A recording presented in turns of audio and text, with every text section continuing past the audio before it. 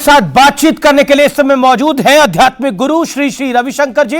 रविशंकर जी, आपका अभिनंदन है न्यूज 18 पर। सबसे पहले तो आपको मेरी राम राम। 550 सालों का तप का परिणाम मिलने जा रहा है और आपने तो कोर्ट के आदेश से पहले मध्यस्थता का भी कार्य किया था। कितनी कठिन थी ये पूरी डगर, 550 साल का सफर?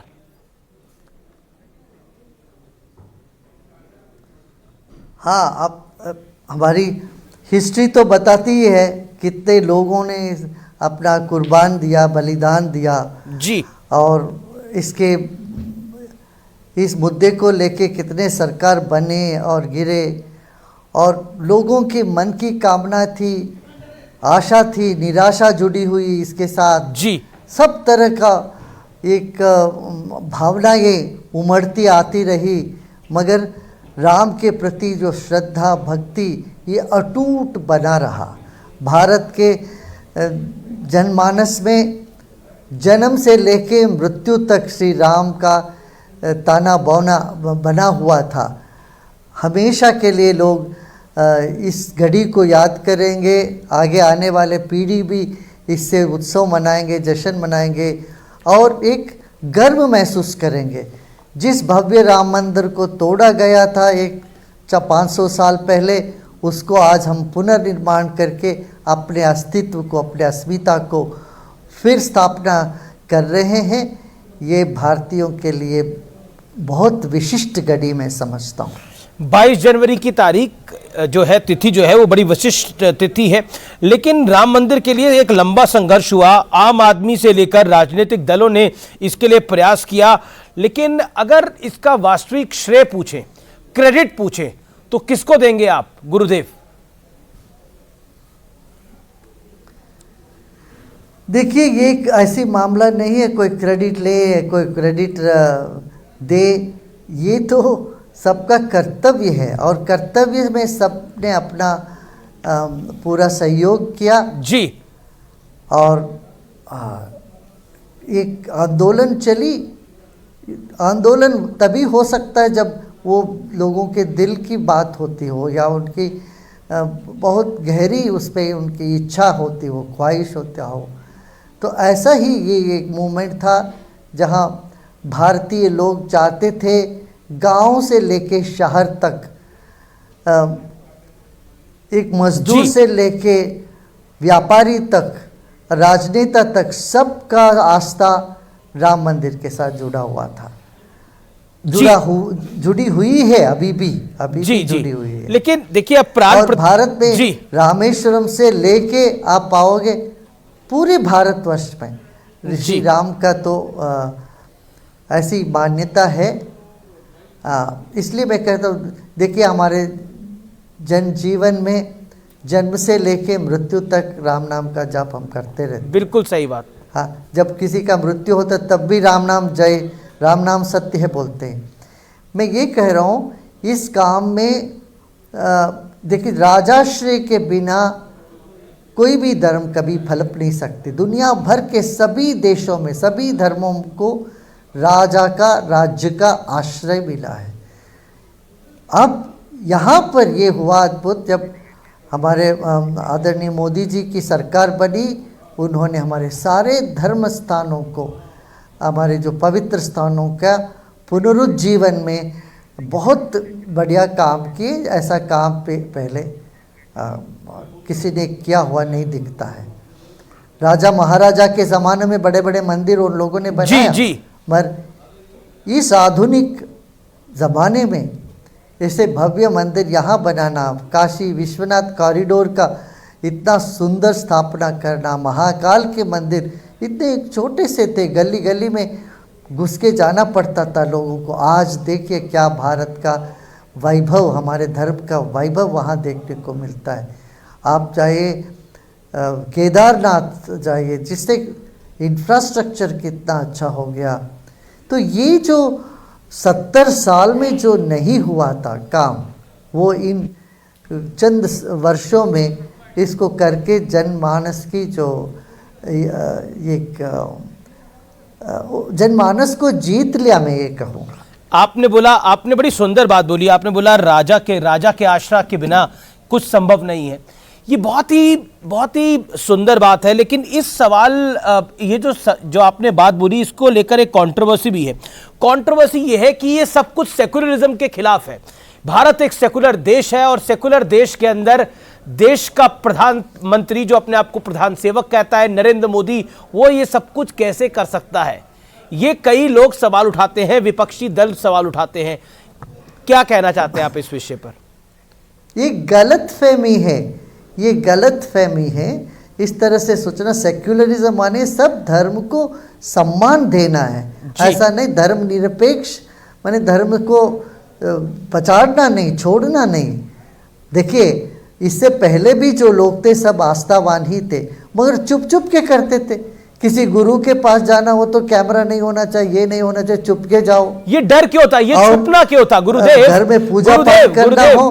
गुरुदेव, मेरा आपसे परिचय बड़ा पुराना है। मैं तो आपसे यही सवाल पूछूंगा। आप तो स्पष्ट बात करने के लिए जाने जाते हैं।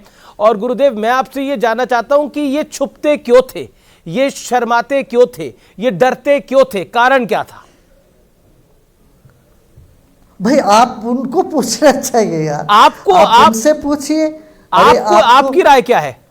एक गुलामी मानसिकता है ना, इतना गहराई में हमारे भीतर उतर गया था जी। हम गुलाम रहे, मानसिक रूप से, सांस्कृतिक रूप से। अरे भाई, जितने लोग भारत से बाहर जाते थे अपना नाम बदल देते थे, कृष्ण नाम को क्रिस कहने लगते थे। हाँ जी। देवेश के नाम से डेविड बना देते थे जी। आजकल वो बात नहीं है। आज गर्व से जाते हैं भारतीय, और अपना वेशभूषा के प्रति भी गर्व रखते हैं, अपना भोजन के प्रति गर्व रखते हैं, अपने जड़ को, अपने मूल को आज सम्मान करने लगे। ये राजाश्रय के बिगाड़ नहीं होता। हमारे प्रधानमंत्री जी भी देखिए, कोई भी उद्घाटन काम करना हो तो जाके रिबन काट लो, वहाँ दिया जला दो, आ जाओ, ये तो कर सकते थे, कोई बहुत लोग करते हैं। मगर आस्थावान क्या, देखिए उपवास कर रहे हैं, 11 दिन उपवास करके नियम का पालन कर रहे हैं। ये दिखावा के लिए नहीं है, ये अंदरूनी स्पंदन है, और वो पूरे देश के प्रतिनिधि के रूप में जाके वहाँ प्रतिष्ठा करने वाले हैं जी। ऐसे जो है ना, ये भाग्य, सौभाग्य है। यही है आदर्श, यही है हर मंत्री, हर प्रधानमंत्री, हर राष्ट्रपति को करने के लिए यही एक ऐसा ही करना चाहिए, यही आदर्श है। गुरुदेव, हमारे पुराने जमाने में राजा महाराजा में ऐसा ही था, भक्ति रही, वो भक्ति से करते थे और प्रामाणिकता से करते थे, खुल के करते थे। ये बात खुल के अपने संस्कृति के बारे में हमें गर्व दिखाए तो जनता में भी वो बात जागेगी। लेकिन जब गर्व दिखाया जाता है, जब खुल के बात होती है, तो सवाल होते हैं कि भारत सेकुलर देश है, जिस सवाल को मैंने पूछा। लेकिन आजकल तो लोग मुहूर्त के भी ज्ञानी बन गए हैं, पंचांग के ज्ञानी बन गए हैं। वो कह रहे हैं कि ये प्राण प्रतिष्ठा का जो मुहूर्त है वो सही नहीं है, 22 जनवरी को तारीख सही नहीं है, ये शुभ घड़ी नहीं है। क्या कहेंगे आप इस पे? मैं दावा के साथ कह सकता हूँ, मैं भी जानता हूँ, शास्त्र को भी जानता हूँ, ज्योतिष भी जानता हूँ। देखिए, कोई भी ऐसा मुहूर्त नहीं है जो 100% सही होगा। हर मुहूर्त, किसी भी मुहूर्त आप ले लो, उसमें कुछ ना कुछ दोष अवश्य दिखेगा, अवश्य दिखेगा। मगर वो दोष को दूर करने के लिए भी उपाय है। वही इसीलिए जो तपस्वी लोग हैं, साधु है, संत है, साधक है, सिद्ध लोग हैं, इन लोगों के बस की बात है, समर्थ लोग इन सब दोषों को हर लेते हैं। इसीलिए साधु संत महात्मा गुरुजनों को इसमें पाल अवश्य है, उनकी वहाँ मौजूदगी की आवश्यकता है। ऐसे कुछ नहीं करते, सिर्फ रहने पर भी वहाँ का जो भी त्रुटियां हैं, वो त्रुटियों को वो थाम ले। एक प्रश्न मेरे मस्तिष्क में आता है, और वो गुरुदेव ये है कि मुहूर्त की तो आम व्यक्ति को जरूरत पड़ती होगी, मुहूर्त की तो आम इंसान को जरूरत पड़ती होगी, भगवान को मुहूर्त की क्या जरूरत है? भगवान के लिए तो हर घड़ी शुभ है। एक सवाल मेरे दिमाग में आया तो मैंने आपसे पूछा, ये प्रश्न है मेरा। नहीं, भगवान सर्वत्र व्याप्त है, उनको कोई जगह की भी जरूरत नहीं है जी। अपना मंत्र ही है, श्लोक ही है, उसमें कहते हैं मनुष्याणाम दिवि देवता, मनीषीणाम अपसु देवता, बालानाम लोष्ट काष्ठेषु, ज्ञानिनो आत्मनि देवता।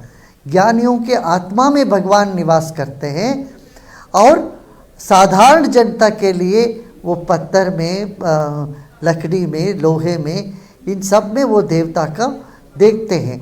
वो देवता का वहाँ प्रतिष्ठा की भी इतनी सुंदर विधि है। इसमें 18 संस्कार होते हैं उसमें जी, शुरू से लेके प्राण प्रतिष्ठा के अंत तक। तो ये सब संस्कार विधि विधान के जरिए चलते हैं और पहले से ये क्या अदृश्य जो परमात्मा है उनकी जो तरंग है, शक्तियों को ये स्थूल जगत में प्रकट करने का, स्थापित करने का नाम ही प्राण प्रतिष्ठा है।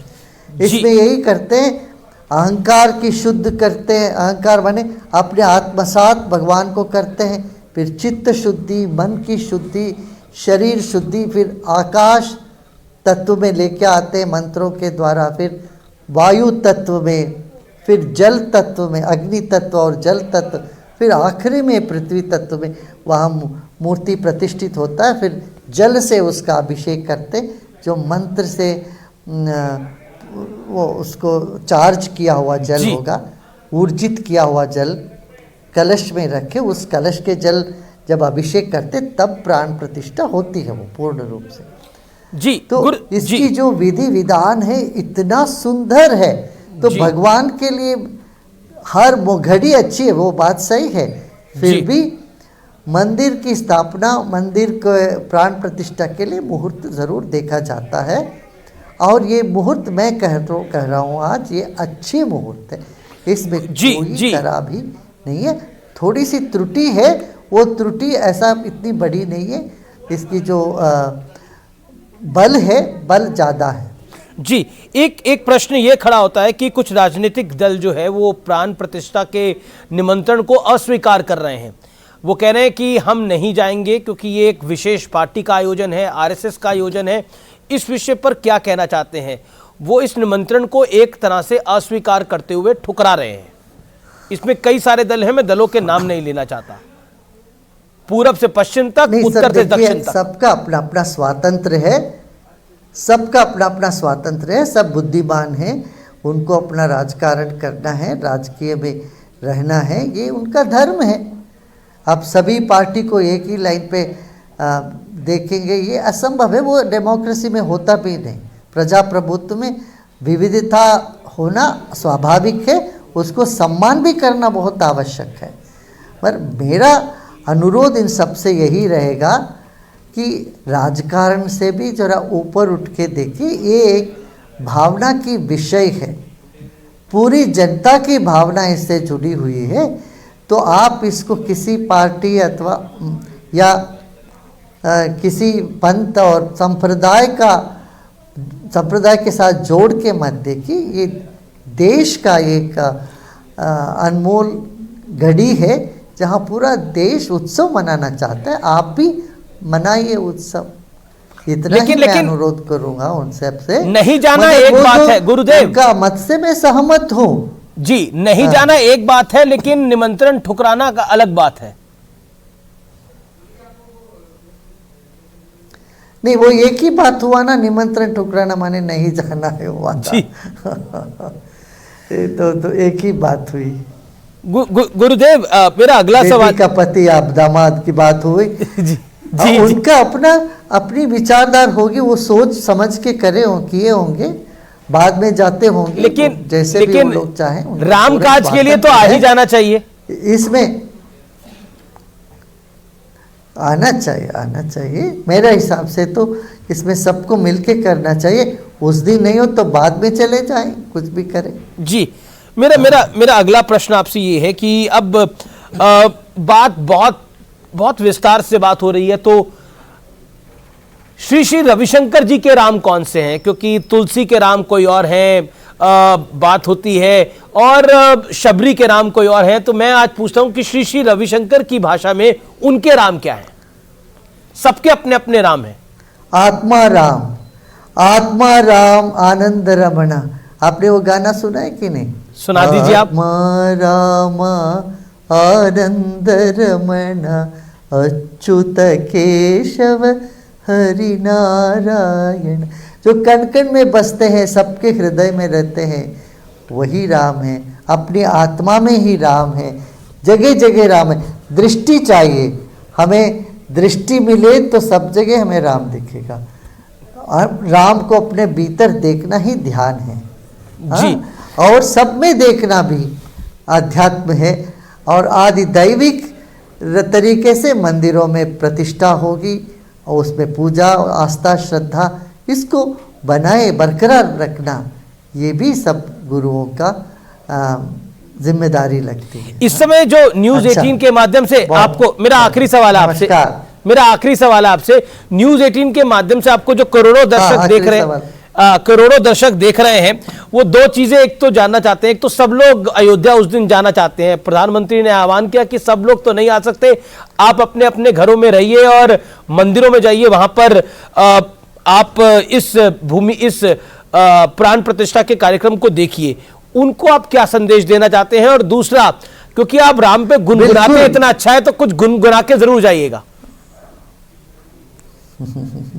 मैं यही कहूँगा कि सबसे सब अपने अपने घर में राम ध्यान करिए, बैठ के राम राम राम जाप करिए, घर में दिया जलाइए और राम आपके घर आए, ये समझिए।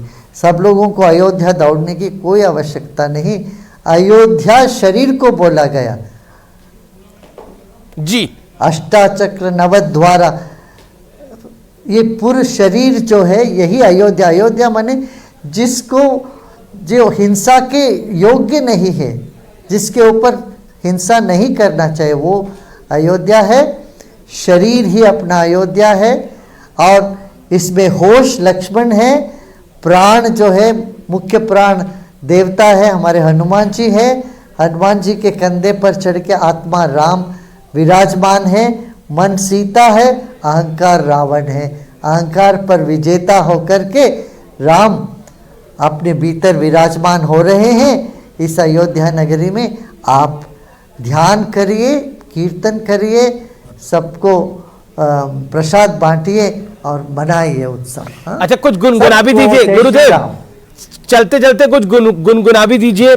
आपके कहने से पहले ही मैंने गुनगुना लिया। जी, बहुत बहुत शुक्रिया गुरुदेव आपका हमारे साथ जुड़ने